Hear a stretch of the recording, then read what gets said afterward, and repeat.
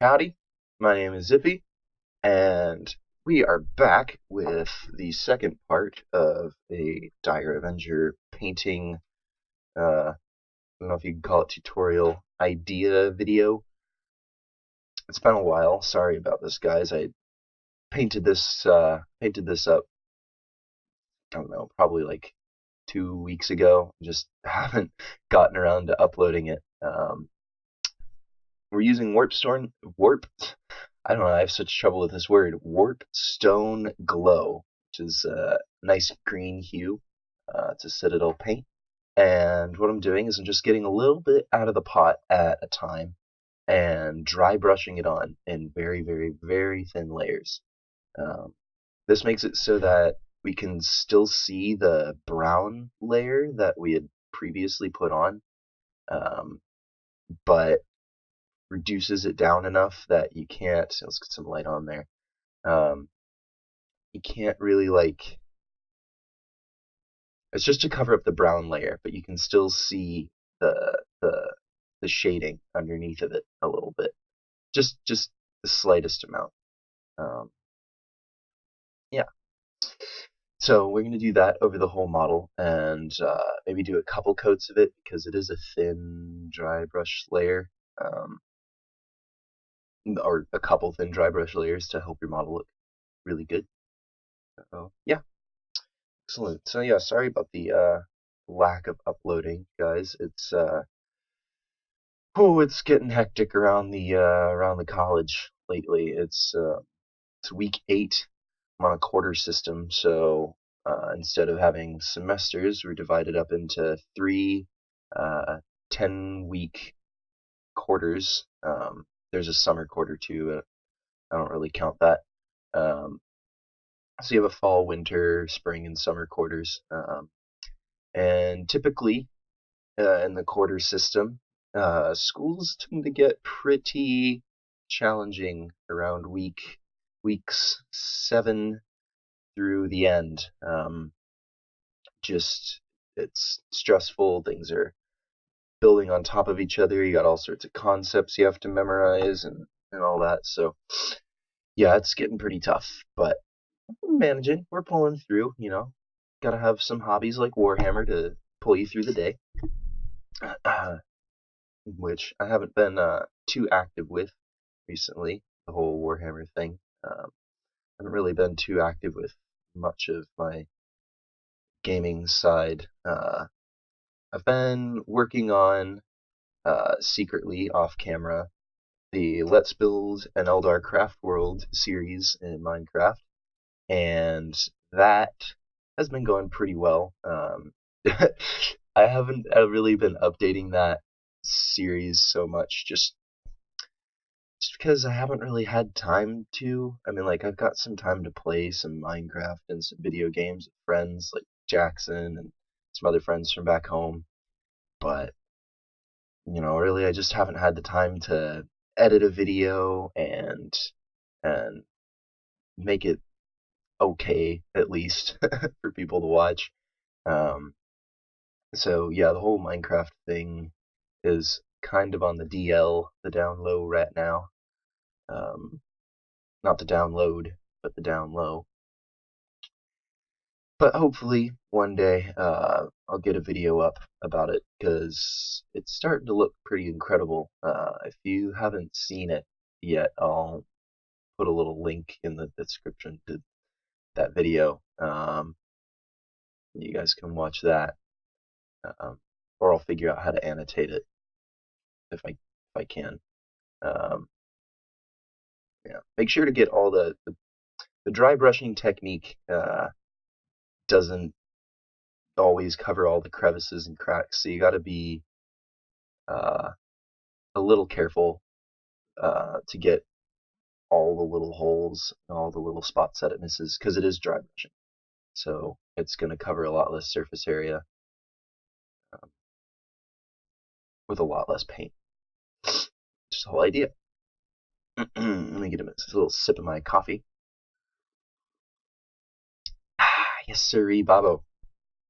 I'm narrating over this because I pre-recorded it. My girlfriend and I were watching a movie. I don't remember which one. Maybe it was just a show. I think it could have been Psych, which is a good show. But I recorded it while we were watching that, and figured I'd talk over it later, um, which is good enough. People do that anyway. It's not very consistent for what I want to do with the series, but it works out. Yeah, so we were watching Psych, which is a good show. If you haven't seen it, it's on Netflix, and it's about this guy who uh, has an incredible memory, but he ends up working for a police department as a detective because he's really just super observant, really good at seeing things. Unlike my camera here, where all the details getting out of focus.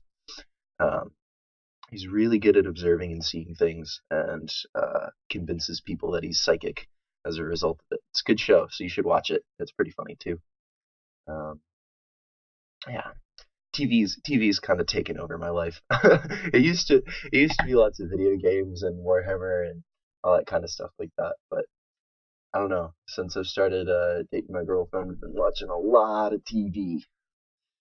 Yeah, that might be what's impairing my homework ability a little bit, and my upload ability.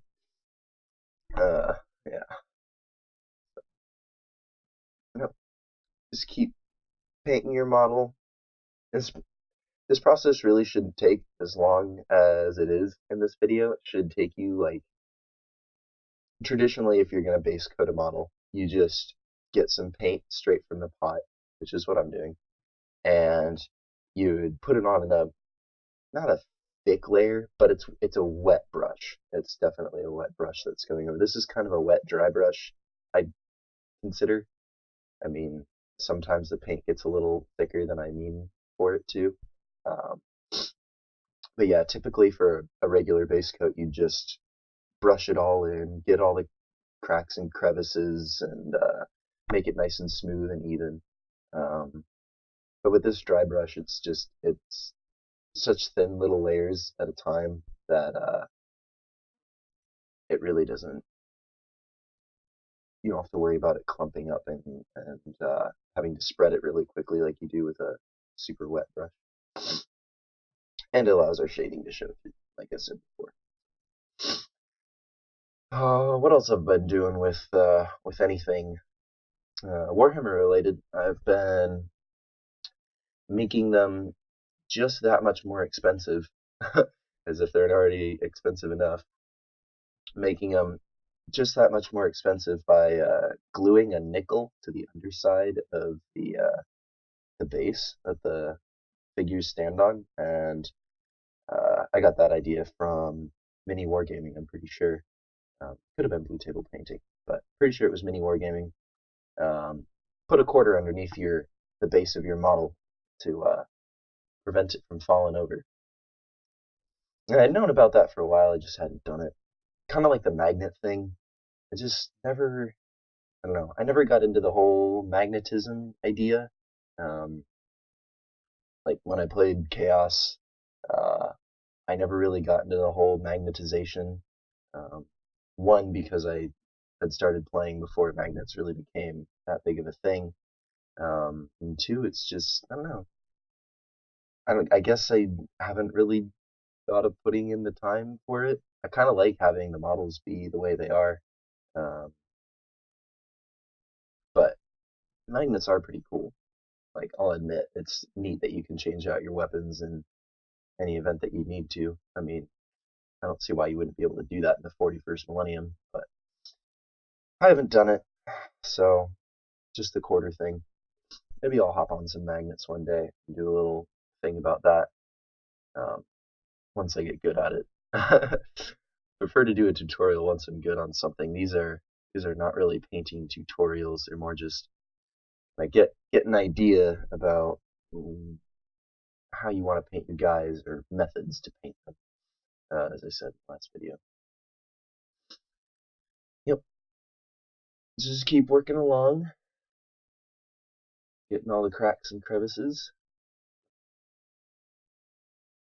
filling in all the spaces. I didn't put a coin under the Exarch's model, or the Exarch's base yet, but there's one there now with Jefferson's head sitting there. Pretty sure that's Jefferson. Jefferson's on a nickel, right? Hope that doesn't make me sound unpatriotic.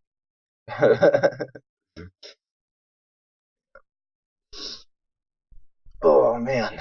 So, how's everybody doing? Coffee's good. Keeps you awake. Coffee's very good for you. A lot of people are like, no, it's not. Well, yeah, nothing's good for you if you just drink it all the time.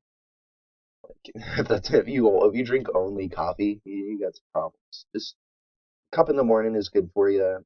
Maybe two. Try to stick to one. Cup in the morning is usually pretty good for you. Gets your metabolism going, gets your brain going, gets your heart rate up, gets you ready for the morning. Oh yeah, coffee is a definite start to a morning. Tea is also good. Caffeinated tea should be caffeinated. Other good things to wake up to in the morning. Oh, let's see, a nice run. Nice run in the morning is always good. Some people are like, "No, you're crazy." Yeah, run in the morning. Get it out of the way. It's like 5 o'clock. There's no cars on the road. That's right, 5 a.m. There's no cars on the road. Go out there, get your run done. Go out there for like 45 minutes, an hour. Come back, shower, get your breakfast, get your coffee. Oh yeah, that's a good morning right there. Don't forget your core work after your run too. You gotta do some push-ups, sit-ups. Oh yeah, very important. Telling you guys how to stay healthy in a painting video. Yep, working down the leg. The leg's probably one of my least favorite parts to paint on a model. Well, I don't know about the Eldar legs because they're so slender. There's not really that much like surface paint, and they're not really that decorative. Like the armor plating on the leggings for the Eldar really isn't that decorative as it is on like Chaos, or if you have to paint like a fleshy color like on orcs. Well, no, orcs usually wear pants. I think. Yeah, so you don't gotta paint like stuff like pants or anything like that. It's just nice armor color. Um, Space Marines are like that too because it's a nice smooth surface. You don't have to worry about a lot of detail and a lot of missed patches with paint. Yeah, you can see on the kneecap there, that little darker spot is where some of the brown is showing through the green. Um, this is just the first coat that I'm showing you guys. I've done another one since this video, um, just to make sure I got all the patches. Um, didn't want to miss any.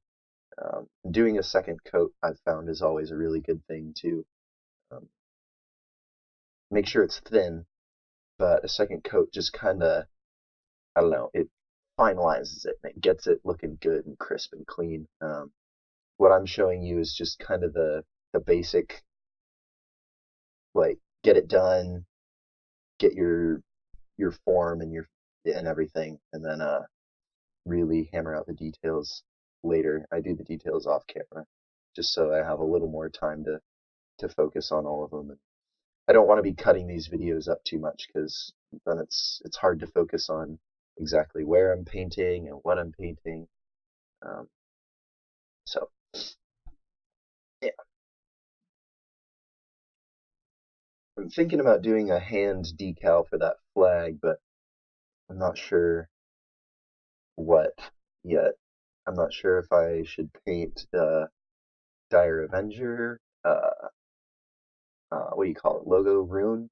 I'm not sure if I should paint the Dire Avenger rune or if I should paint the rune that I designed for Rinlanthier, which is that uh, symbol you saw at the beginning of this video um, for the craft world that I made up, which is the craft world I'm painting now. Um, I don't know if I should paint that on the flag or if I should try to paint some cool art on it. Uh, or what. I'm not sure what I should do at the moment with that, but we'll come to that. We'll cross that bridge when we come to it. We're not going to come to the bridge when we cross it. I mean, we could. You never know. Yeah. I've been thinking also for these models that we do a little like white on one of the legs and green on the other, and kind of make them look like oh, there's a Chaos Space Marine, uh, or no, it was a Space Marine Renegades section. I'm pretty sure in the fourth edition Chaos Codex, I believe it is. I wonder if I can find it. I think this is fourth edition. It has two guys on the front and a big pile of Imperial Guard bodies laying there. It's the last codex, I'm pretty sure, before the new one came out. Um, in the back of that book, which I have right now, I'm trying to flip through it, um, there's the Sons of Malice, and I really like that paint scheme. If you have the Chaos Codex, you should open to page 76. You'll see what I'm talking about. The Sons of Malice are Skull White and Chaos Black, and they're kind of like, it's almost like a half and half sort of deal. Like one leg is painted white and the other's painted black, and one arm is black and the other's white. Um, Same with the respirator pack and the guy's helmet. And I'm thinking that I'm probably going to do something along those lines um, for the whole paint scheme. But yeah. So anyway, that's what it should look like in the end. And get your second coat on there, finalize it up, and we'll see you for some washing. Take care. Bye bye.